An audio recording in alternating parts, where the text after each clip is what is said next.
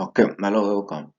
So today we are going to go through the general embryology lesson 5.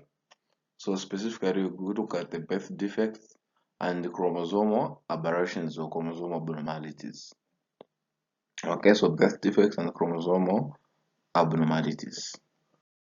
Okay, so regarding this chapter, so this a good study scheme which can be proposed as the following.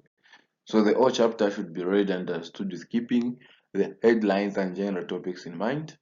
So the subjects, types of abnormalities, and principles of teratology should be well memorized. Okay, since especially as we also looked at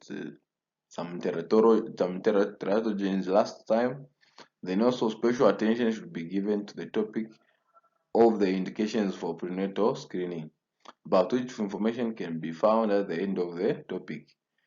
For instance, we learned about colonic village sampling and the answer to one of the questions of this chapter at the back of the book as well.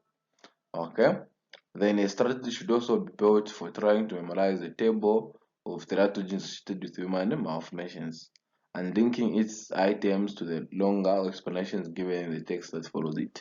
So most of these prenatal diagnoses we actually had gone through them in the previous lesson. So if you haven't watched lesson 4, please go through, because this lesson is more of birth defects and chromosomal abnormalities, because prenatal diagnosis we had already done the chorionic villus sampling, amniocentesis, and other investigations. Okay, so but specifically this one we're going to focus on the birth defects and the chromosomal abnormalities. Okay, so before we continue from there, we're going to do a recap of the pharyngeal acts. If you remember very carefully, we have the derivatives of the pharyngeal acts, or the pouches. So we have the mandibula, which also is associated with the kind of number 5, and the muscles it will have the muscles of mastication, masseter, pitagoid, and etc. etc. Then for the skeleton, you have the mandible, we have the maxilla, the barriers, and the incus. Then they have the hyoid pharyngeal arch, which has the cranial of number 7. We have the muscles of facial expression, epicuralis, oris, brachysma. Then the skeleton, you have parts of the hyoid bone. Then you have cranial of number 9. Okay, which in terms of muscles, we have the stylopharyngeus. Then also parts of the hyoid bone on the skeleton. Then we have the 4th to 6th pharyngeal arc, which of course is innervated by cranial number 10. For the muscles, we have constricted of the pharynx. Then we have the laryngeal cartilages. Then we have the thyroid, we have the cricoid, and we have the arytenoid, and we have the corniculate. Okay, then this is what we are talking about. So the endoderm of the pharyngeal pouches gives rise to a number of endocrine glands and part of the middle ear. Then in subsequent order, the pouches give rise to the middle ear cavity and auditory pouch, which is the pouch 1. Okay. Then you have the stroma of the palatine tonsil, which is the pouch 2. Then you have the inferior parathyroid glands and the thymus, which is formed in pouch 3. Then you also have the superior parathyroid glands and outimobranchial body, which is formed by the pouch 4 to 5. Then the pharyngeal clefts gives rise to only one structure, which is the external auditory meatus. So these are the derivatives of the pharyngeal arcs, which are here. Then these ones are the derivatives of the pharyngeal pouches. Okay. Then let's look at formation of the ear, eye, and limbs. So this is more of a recap. Okay. So the first sign of development of the ear is a thickened area of ectoderm. We have the otic placode, or the future internal ear, which can be distinguished about 22 days of fertilization. Then a thickened area of ectoderm called the lens placodes, which will become the eye, also appears at this time. Then by the middle of the 4th week, The upper limbs begin their development as outgrowth of mesoderm, covered by ectoderm called the upper limb buds. Okay. Then by the end of the 4th week, the lower limb buds develop. Then the heart also forms a distinct projection on the ventral surface of the embryo called the heart prominence. Then at the end of the 4th week, the embryo has a distinctive tail.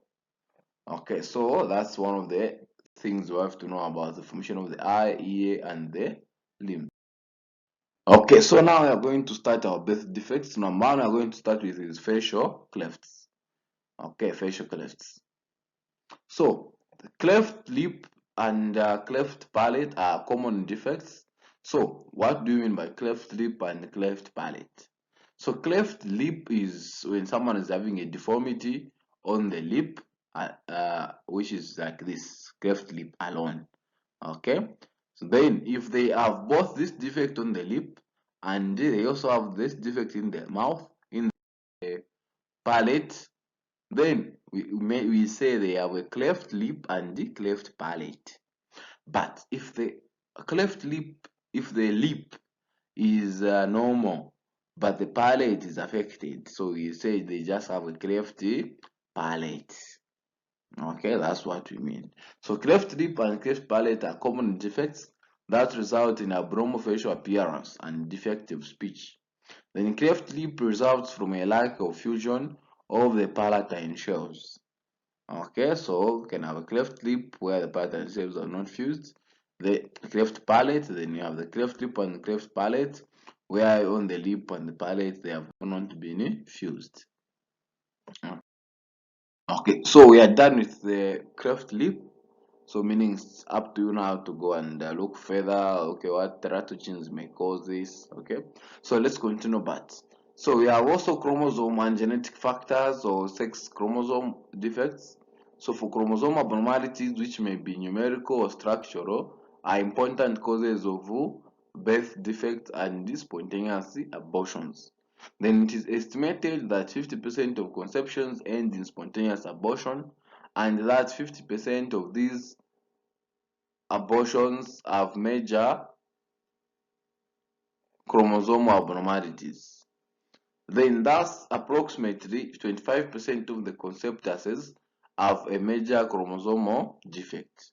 So the most chromosomal abnormalities in abortions are the 46, which is the 46X, which is the Turner syndrome. We have the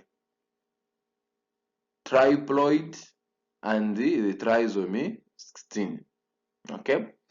Then chromosome abnormalities account for 7% of major birth defects, and gene mutations account for an additional 8%. So the normal human somatic cells contain 46 chromosomes. Then the normal gametes contains 23 chromosomes. So normal somatic cells are diploid, or they have a 2 to the power n, a 2n, 2 to the power n. Then normal gametes are haploid, so meaning they just have one n in short. So if you add, so they have the 23, then the diploid has 2n, which is 46. Then gametes have an n, which is just 23. So when you say euploid, so we are the diploid, haploid. So there's also this one which we are saying euploid. Euploid refers to any exact multiple of n, e.g. diploid, so meaning times the multiple of euploid, or triploid. Okay, so they also have another term which is aneuploid. So aneuploid, we have added a to the euploid, so aneuploid, an aneuploid. Aneuploid refers to any chromosomal number that is not euploid, and it is usually applied when an extra chromosome is present, for instance in trisomy, or one is missing, which is in monosome. Okay, then abnormalities in chromosome number may originate during meiotic or mitotic divisions. So this is about chromosome and genetic factors, as well as sex chromosome defects. Okay, so what are the types of chromosomal aberrations? So chromosomal aberrations, we have numerical and structural. Numerical, we have monosome, trisome, tetrasome, triploid, and the tetraploid. Okay, this is numerical according to the number of chromosomes. Then we also have structural. Okay, so we can have deletion, translocation, insertion, invasion, isochromosome, ring chromosome, and the duplication. So these are the types of chromosomal aberrations, or just chromosomal abnormalities. Okay, so we are now continuing with cross-sex chromosome defects. So in meiosis, two members of a pair of homologous chromosomes normally separate during the first mitotic division, so that each daughter cell receives one member of each pair. Then sometimes, however, separations does not occur. So maybe there is non-disjunction, meaning there is no separation, and both members of a pair move into one cell. So as a result, non-disjunction of the chromosomes, one cell receives 24 chromosomes and the other receives 22 instead of the normal 23. When at fertilization, a gamete having 23 chromosomes fused with a gamete having 24 or 22 chromosomes, the result is an individual with either 47 chromosomes, which is a trisomy, or 45 chromosomes, which is a monosomy. Okay, then occasionally non-disjunction occurs during mitosis, which is mitotic non-disjunction. Then in an embryonic cell during the earliest cell divisions. Such conditions produce mosaicism, with some cells having an abnormal chromosome number and the other being normal. Okay, then sometimes chromosomes break and pieces of one chromosome attached to another. Such is, of course, translocations may be balanced. In which case breakage and reunion occurs between chromosomes, but no critical genetic information is lost, and the individuals are also normal. Or they may be unbalanced, in which case part of one chromosome is lost and an altered phenotype is produced. For example, unbalanced translocations between the long arms of chromosomes 14 and 21 during meiosis 1 or meiosis 2 produce gametes with an extra copy of chromosome 21, one of the causes of Down syndrome. So in recap, we have three mechanisms of chromosomal defects. Number one, we had the non-disjunction. Number two, we had mosaicisms. Then number three, we had the number three, this is usually one of the common, so this one which is on the last, this is usually also one of the common questions I like to ask. What are the main mechanisms that causes Down syndrome? So you have non-disjunction, mosaicism, and lastly translocation. But even if you don't follow this listing, it's okay as long as you know that there's non-disjunction, translocation, and the mosaicism. Okay, so those are the chromosomal. So let's start with the Down syndrome. So children with Down syndrome, which of course are shown here. So what are the characteristics of Down syndrome? So Down syndrome is characterized by a flat, broad face, oblique palpebral features, epicanthus, and furrowed lower lips. Then in picture C, we have another characteristic of Down syndrome, which is a broad hand with a single transverse crease or simian crease. Okay, this is the simian crease. So the lines that we have on hands are called the simian crease. Okay, then we have many children with Down syndrome are mentally retarded and have congenital heart abnormalities. These are some of the other features. Okay, so let's now look in further details about Down syndrome. So Down syndrome is usually caused by an extra copy of the chromosome 21, which is now known as trisomy. In 95% of the cases, the syndrome is caused by trisomy 21, resulting from mitotic non-disjunction. And in 75% of these instances, non-disjunction occurs during oocyte formation. Then approximately 4% of cases, Down syndrome, there is an unbalanced translocation between chromosome 21 and chromosome 13, 14, or 15. Then you have the final 1% which can be caused by mosaicism resulting from mitotic non-disjunction. So these individuals have some cells with a normal chromosome number and some that are aneuploid. They may exhibit few or many of the characteristics of Down syndrome.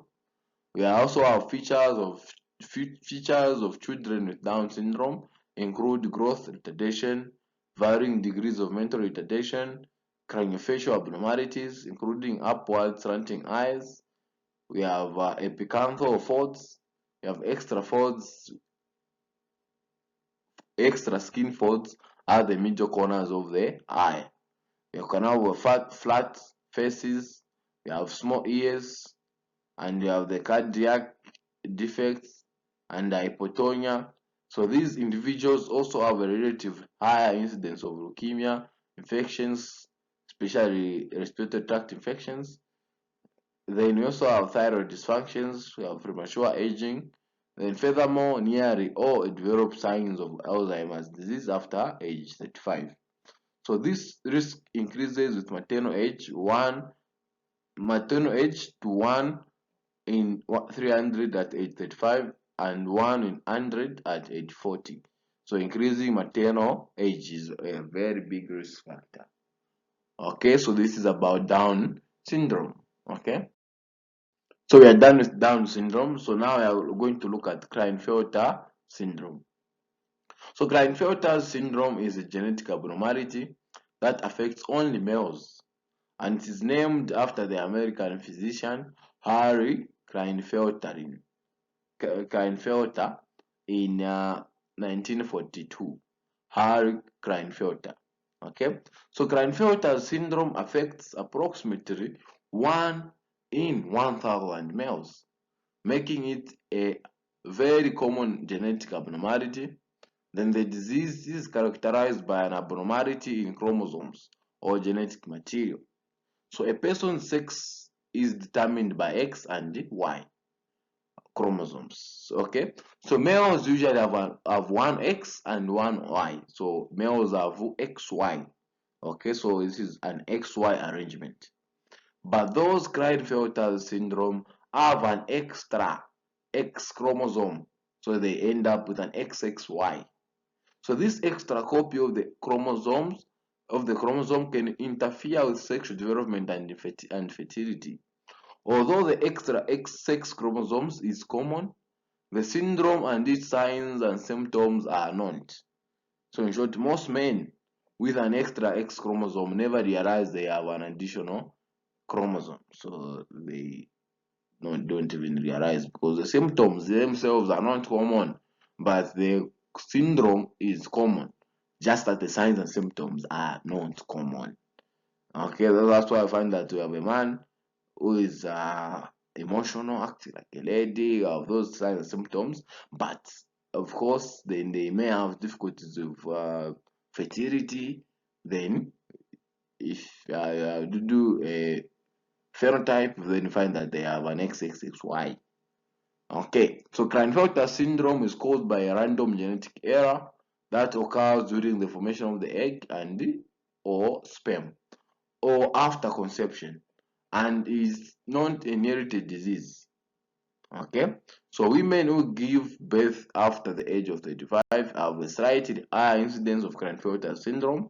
So some experts believe this could be one cause of Klinefelter syndrome. Then, as mentioned, men can live with an extra X chromosome and experience no symptoms. However, in those who develop Klinefelter syndrome, these symptoms are common. We have number one, which is infertility. Second, you can have enlarged breast, which is gynecomastia. Then we have small and firm testicles. You can have a small penis. You can have a space, facial, and body hair. Then you can have abnormal body proportions. So usually the tendency to have long legs and short trunk. So some men are diagnosed during their adolescence when their testes do not develop as they should. However, many men do not realize they have Klinefelters until they are trying to start a family of their own, as men with the condition do not produce sperm and are therefore infertile. Okay, so genetic tests will show the presence of an extra X chromosome, and there are some effective way to diagnose Klinefelter syndrome. Okay, so this is an example of that. So remember, I've seen the facial hair, there's none, armpits, none. Then they have the breasts. Look at the breasts. They have the gynecomastia. Okay, so these are some of the signs and symptoms we're talking about. Then let's go to Turner's syndrome. So Turner's syndrome with a 45 X karyotype is the only monosome compatible with life.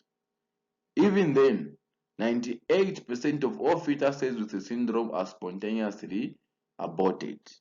The few that survive are unmistakably female in appearance and are characterized by the absence of ovaries, so they have gonadal dysgenesis and a short stature. So other common associated abnormalities are webbed neck, lymphedema of the extremities, skeletal deformities, and a broad chest with widely spaced nipples. Then approximately 55% of the affected women are monosomic for the X and the chromatin body negative, okay, because of non-disjunction. Then in 80% of these women, non-disjunction in the male gametes is the cause, okay. Then in the remainder of women, structural abnormalities of the X chromosome or mitotic non-disjunction resulting in mosaicism are the cause. So we have two causes, both from the male and from the female. Okay. Then we have said in 80% of these cases, the non-disjunction in the male's gametes is one which acts as causes. Then the remainder women, structural abnormalities of the X chromosome or mitotic non-disjunction, which results in mosaicism, is the cause. Okay, so that is Turner's. This is it. Turner's syndrome. Okay, this is Turner syndrome. So other signs and symptoms, we can have a narrow, high-ached palate, a low airline, low set ears, coarctation of the aorta, bicuspid aortic valve, streak ovaries, amenorrhea, infertility. Horseshoe kidney, can have a short stature, you have the cubitus valgus, you have a broad chest with wide spaced nipples, and have a webbed neck. Okay, so this is an example of such an individual. Okay, so A is the webbed neck, B you are talking about the cubitus valgus, then C you are talking about the short stage. Okay, so we are done with the birth defects. Of course, there are a lot of other birth defects, and those birth defects we may not look at them, but we are going to just do a checkpoint and a recap of what we are doing. Okay, so you should be dropping answers in the comments. So number one station, this is a picture with 3-month old boy, and the karyogram shows an abnormality pointed out to you on this genetic map by the blue arrow. Then answer the questions below. What is the diagnosis? So of course, I'm sure the diagnosis for this one is easier. So this is Down's syndrome. What is the chromosomal abnormality? Okay, you have a trisomy 21 as shown by the arrow. Then mention 3 mechanisms that you can expect to lead to this condition. Those 3 mechanisms I was talking about, mosaicism, translocation, and non-disjunction, are the ones they want here. Then mention 2 antenatal tests you order in order to detect this condition. So here they are asking you to mention antenatal conditions or antenatal tests that you can use to diagnose Down's syndrome. So out of all those things we had learned in our previous lesson on prenatal diagnosis. So here they are just asking about the antenatal condition that you can do in Down syndrome. So that's what they are asking. So the first question, the last question is asking about antenatal tests that can be done. So what are the antenatal tests? So before I give out the answer, just you can pause this video and write down your answers, so that at least when I mention the answers, you are going to mark yourself and see if you have gotten the correct answers. So what are the two antenatal tests that you can order to detect Down syndrome? Okay, so hope you have already written as I was talking. So I think we can give out the answer. Okay, so number 1, we have diagnostic tests. Since they want diagnostic to make a diagnosis, we can do amniocentesis. Okay.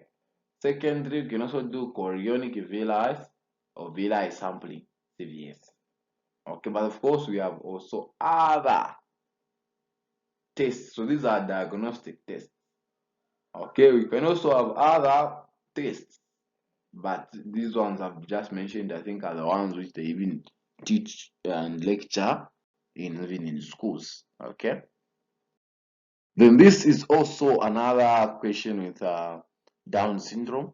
So the only question which is different here is that there is at least 4 features you notice. So meaning here they just want you to list features you have noticed on the face. Okay.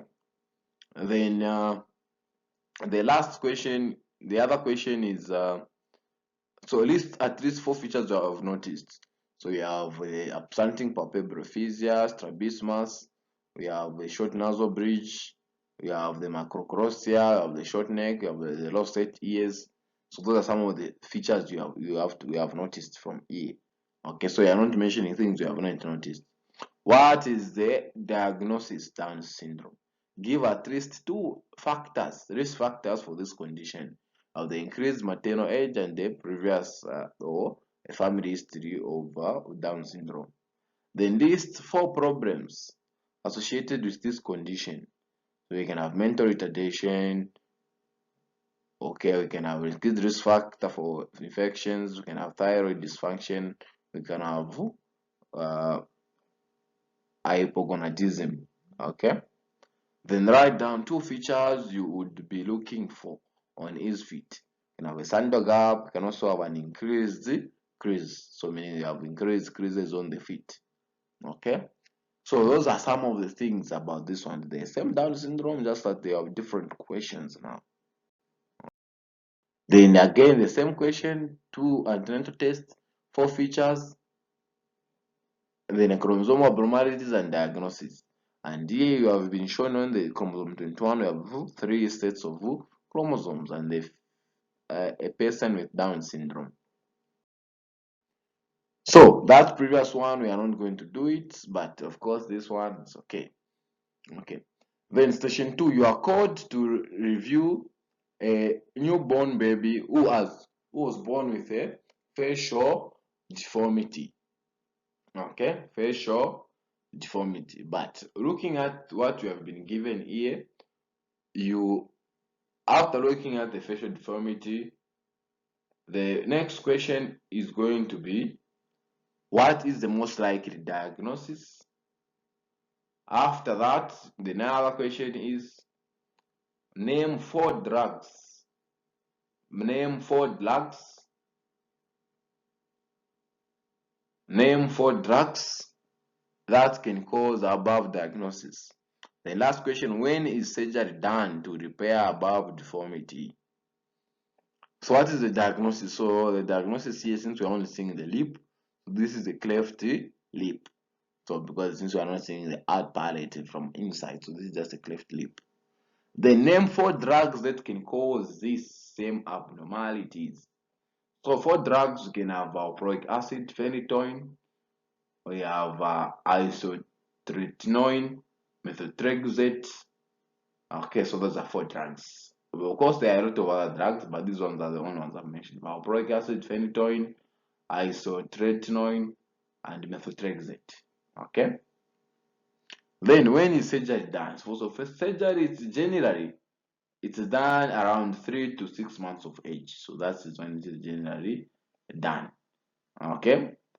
So just know that it is done in the first few months of life. And the exact timing can vary depending on the severity of the cleft, then the overall health of the baby as well, and the surgical team's protocols as well. Okay. But generally it's done around the first few months of life, which is 3 to 6 months of age. Okay. Then in the later stages for the cleft palate, maybe if it was brought as a cleft palate, a cleft palate repair, if present, is often performed later. So typically between 9 to 18 months of age. So this now is a cleft palate if there was a cleft palate there. Then the timing of this surgery is actually crucial for optimizing outcomes, including speech, development, and the aesthetic appearance. Okay, so that is the cleft lip. Then session 3, a child was born to a 39-year-old mother and admitted to the LMUTH. Then, due to defects depicted in the image. Okay, the next question, the first question is, describe what you see on the picture. Okay, so there is a growth on the lumbar region. Okay. Then, or you can just say there's a mass or the not growth on the lumbar region. Then, next question, what is the most likely diagnosis? The most likely diagnosis is the spina bifida. What are the types of this kind of defect? So there are 3 types of spina bifida. We have meningocele, myelomeningocele, and we have the last one, which is spina bifida occulta. Okay, so those are some of the things you need to understand. Then mention one feature in the mother during pregnancy. Okay, so for this one specifically, one feature in the mother during pregnancy is that she may have had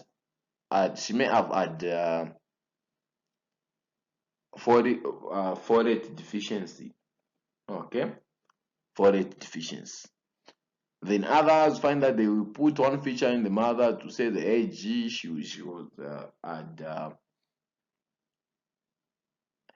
was 39 years, so that's one feature during pregnancy. So, yeah, so I think that one also might be marked correct because of course she was pregnant at 39, so of course that's one feature as well. Increased maternal age is a risk factor, but for this one the best answer is folate deficiency. Then what could have been done to prevent this defect? And of course, folic acid supplementation before and during early pregnancy. Okay, so that's one. The folic acid supplementation actually significantly reduces the risk of neurotube defects. Okay, so that's what we need to understand. What are the complications associated with this defect? So for the complications due to defect, we can have neurological problems, can have developmental delays, and also we can have issues. Maybe, for example, we can have an encephalocele, we can have hydrocephalus seizures. Okay, especially hydrocephalus is usually associated with this defect. It's one of the common conditions associated with this defect, hydrocephalus. Then this is an alternative stations. For the same station, describe what you see on the picture of this newborn. That's spinal bifida. Mention 3 anatomical forms we have done. Possible neurological defects we have also done. Mention one feature in the mother we have done. Which microbe is associated with this condition? We have said it is folate. Okay, so that's one of the things we need to understand about stations. So if you have gone through a station of spina bifida, the chances of you missing that question should always be minimized. So you can't know a topic, and when that topic comes, you are having difficulties. So we always make sure to minimize the chances of you getting a question that you know wrong. Okay. Then station 3. We at what is the diagnosis? What is the chromosomal abnormalities? Mention 4 features of this condition. Mention any complications associated with this condition. Okay, so here again, what we have just been given is a picture. We have a man with gynecomastia. We have the no facial hair, no hair in the armpit as well. So we have been asked to do the diagnosis. Okay, after diagnosis, the chromosomal abnormalities. What is the chromosomal abnormalities that's found in this condition? Okay, then mention 4 features of this condition as well. And last question, mention any complications to this condition. So diagnosis for this one is the Klinefelter syndrome. Klinefelter syndrome. So what is the chromosomal abnormalities? So in Klinefelter syndrome, we have a man with an extra copy of the X chromosome. So genetically, or they have an arrangement of an XXY chromosome. Okay, so that's the chromosomal abnormality. They have an XXY. Then mention 4 features of this condition. You can have infertility, a large breast, gynecomastia, small firm testicles, small penis.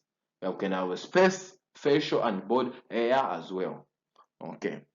Then last question is mention any complications associated with this condition. So again, you can even just add maybe the features as well. Okay, for instance, infertility is a complication actually associated with this condition. Okay, because those are actually complications as well. Okay, so we are going to use that said mention any. We are going to add the infertility. Okay. So specifically, they may have the primary one. Okay, but of course they may have other complications as well. But that one is the only one I managed to write down. So we are done with this station 3. Let's go to station 4. Name what is this procedure? What is that procedure? Name 4 indications for this procedure. Name 2 other antenatal diagnostic tests. Okay. So what is this procedure? Mention 2 other diagnostic tests. So if you have seen, they have gotten in like a needle, they are draining amniotic fluid directly. Then you have with ultrasound transducer as well for guidance. So in short, they want you to identify, okay, what are you dealing with? What is that? Okay. So what is this procedure? So this procedure is, I hope you have paused the video and have written down the answers for easy learning. So procedure name is amniocentesis. 4 indications of amniocentesis. 4 indications of amniocentesis. So when we're talking about amniocentesis, we have indications. We have a lot of the same indications. So indications, we have a lot of them in amniocentesis. So the question is just asking for 4. So when it comes to indication, most people get confused. They don't know what to put. But here we are going to tell you what we mean by indications and how to actually get the same questions correct. So when they say indications, they are talking about instances or conditions that may prompt you to doing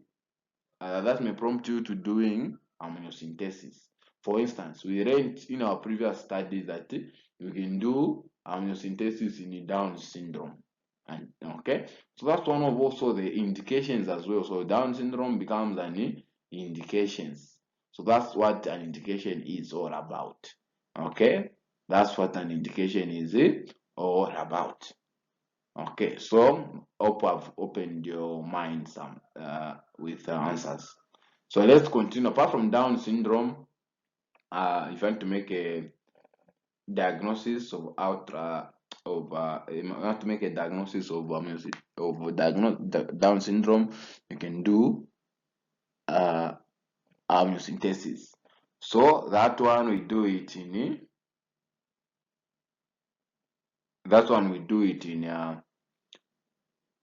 Down syndrome. Then the other indication we can have even the other conditions, those birth defects we are talking about. If you mention all of them, we can actually put them. So apart from Down syndrome, can also just do them in any woman who have advanced maternal age. So in any woman who has advanced maternal age, we can do amniocentesis. Okay, we can do them. Then we can also do it when you have ultrasound abnormalities. So for instance, if you have a fetus with maybe a condition which has been shown on the ultrasound, and we want to do amniocentesis just to now look at the chromosome, we want to look at the chromosomes and the other things. So the other indication we are saying is the ultrasound abnormalities. So short after ultrasound abnormalities, this one becomes an indication now. Okay. Then the other indication we can have is abnormal screening test results. So maybe someone after doing a non-invasive prenatal testing or a combined first trimester screening, it shows you negatives. So maybe there's an increased abnormal chromosomal abnormality. So in those ones with an abnormal screening test, you can also do amniocentesis. Okay. Then we can also do this same procedure, amniocentesis, in a woman who has a previous child with a chromosomal abnormality. So if she had the previous child with chromosomal abnormality, the next one we also need to do to also know what we are dealing with. Okay. Then I think we have exhausted all the four. Name two other antenatal diagnostic tests. Okay, two other antenatal diagnostic tests: the ultrasound itself. Then you have apart from the ultrasound, we can have the chorionic villi sampling. Then we are done with this station. Okay. So this is what we are talking about. And these are the answers I was mentioning. What is this procedure? Amniocentesis. Name four indication: chromosomal abnormalities. We are talking about cells. We can have infections, specifically congenital infections. Okay. Then we can also have bilirubin. So maybe someone is having a woman is having bilirubin, or in a woman with a previous history of a case of hemolytic disease of the newborn, you can also do it. Then lastly, you can also do it to check lung maturity as well. Then name two other the other antenatal tests. We can have a percutaneous umbilical cord blood sampling. We can have chorionic villi sampling as mentioned. Then also ultrasound as well. Then we also have this condition. What is this condition? How to detect it antenatally.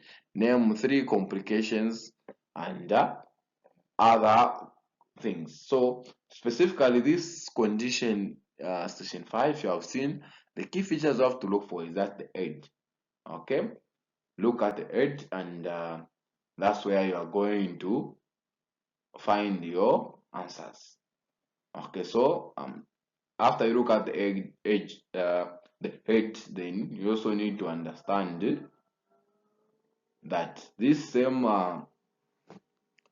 station is also one of the best defects that we have and though the chances of it coming are rare, just that common things are common, and these are some of the things that you can't mistake for anything else. Okay, so these are some of those things. You can't mistake for anything else. So this, let me read through the question. Number one is, what is this condition? Number two is, how to detect it antenatally. Number three is, name three complications. Name three complications associated with this condition. Okay? Name three conditions, name three complications. How do you prevent it? So number one, what is this condition? So this condition is anencephaly. A-N-E, okay, anencephaly. Then how to detect it antenatally? You can have ultrasound. So the ultrasound will show an absent brain and skull bones. Then you can also do a triple maker test, which will show you an elevated alpha fetoprotein.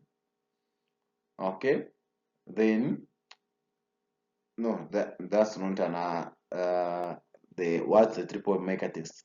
So the triple maker test will be elevated just, so that's another investigation. Okay, so the triple maker test will show you elevated alpha fetoprotein. Then it will also show you a decreased human chorionic gonadotrophin. So two things. The triple maker test will show you an elevated alpha fetoprotein, a decreased human chorionic gonadotrophin. Then, since you are saying it's a triple marker test, what is the third one? So it also shows you a decreased E3. So those are the three things it is the alpha fetoprotein, HCG, and E3. So that's a triple marker test. Then you can also have amniocentesis, which can be done, and also by physical examination, you can't necessarily palpate the fetal age as well. Okay, so apart from amniocentesis, even by physical examination, you can't palpate the fetal age. So those are even like 4, I think. So we have mentioned ultrasound, triple marker test, amniocentesis, and also by physical examination. Name 3 complications. Complications, we can have number 1, malpresentation, number 2, post dates, number 3, polyhydramnios, number 4, postpartum hemorrhage. So usually we can talk about uterine atony or increased risk of C-section. Then you can also have a spontaneous abortion. Okay. Then if not spontaneous abortion, you can have an IUFD, intrauterine fetal death. Then question 4, how do you prevent it?